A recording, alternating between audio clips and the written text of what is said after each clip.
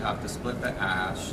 And now once again, we make these, you're always praying, you're always smudging. You can't have a bad, when we're making anything, we can't have like, and I have to catch myself, because if things aren't working right when you're working on something, I want to start swearing. I'm like, oh, this great. You know, but we're supposed to be calm, because it's a blessing, because this bird either gave its life up or gave you these feathers. So each bird, once again, this is something that I put together personally, and the men of the nations usually make these. The women make the clothing, the bees wear this shirt. You know, women made me this ribbon shirt, especially for me. But the headdresses, we all make these. Of course, I had someone make these beads. But once again, we're talking a lot of turkey feathers. Turkeys are also a very sacred bird to Native Americans. The turkey is what we call the turkey's so sacred because the turkey gives his life or her life up so that we might live. Yes. So we don't take that for granted. But you know, here's variations on turkeys. Wow. Someone actually, and you see those feathers. Someone actually brought me a down raven. This guy I know is a guy wanted a raven feather fan and a headdress. And so I not only made him the fan out of one of these, but I made a headdress out of the dark feathers. But once again, I make up my own handles. You'll probably see leather around it, make all my own shapes, so you carve the shape. And they're beautiful. You just have to make sure that the feathers are clean and that they're sort of purified so you don't get any mites or anything, because all your other feathers will get eaten up. But there's so many variations. These are quite natural. Once again, I used a lot of partridge feathers along with different kinds of turkey feathers. Same thing, I like to use these in their natural shape. You can straighten feathers. I brought an iron to show you guys how you really actually straighten them out so they can be perfectly straight if you want to make earrings that don't curve. Once again, some dances you'll hold your feather on with your left hand. Other dances you'll hold it with your right hand. So I sort of make them. Here's a blue jay that my cat took care of with no regard for the poor things. Like, my cat keeps me in business, let me tell you. Cruel killer. And then he gives you with the idea. That's right. And then I'll have to like bless the bird and apologize for my cat taking him out.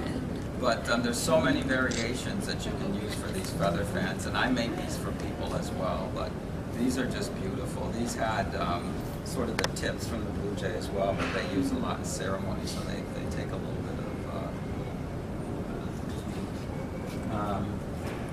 And one more thing. Feathers. Do you have to do something? This is, you've probably seen heron, and heron are once again a very noble, very sacred birds, and they are magnificent. If you've seen a heron fly by, you swear it was like a giant eagle or something. But this was actually a baby that got caught up in electrical wire. We were able to get the feathers, but the rest of the body got totally burned by the transformer. But we use these in ceremony as well. But look at the size. I mean, when you just take in fans, you can feel that breeze just from that work. Can you imagine that thing soaring? But once again, we talk about the Creator and about God making the most beautiful creatures, and who else could make something like that, right? Man couldn't even begin to think about how to even pull that off. And then here's, I make these for little firstborns too. People will ask me to make one for their little babies when they're born, and they're given names. Before they name them, they'll name the little guy and pop this on his little. So this is like his first lid, you know, but I made 3 for ironworkers' babies. So you can see the diamond plate. So I made this for the like a welder and then a steel worker. So, as y'all probably don't realize that the Mohawks and from Akwesasne, which is up north, and Ganawake, which is in Ontario, built buildings like the Empire State Building, the Twin Towers, the George Washington Bridge, even the Tower of UMass. A lot of the natives from the Reds came down and built, because natives walk on high.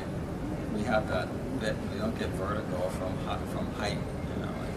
You know, first of all, we honor the spirit of the feather and give people an idea of how you work with feathers, and how you can be very creative and put different combinations of different birds together and make something that you can bring home and wear with you for a long time. Everyone has their own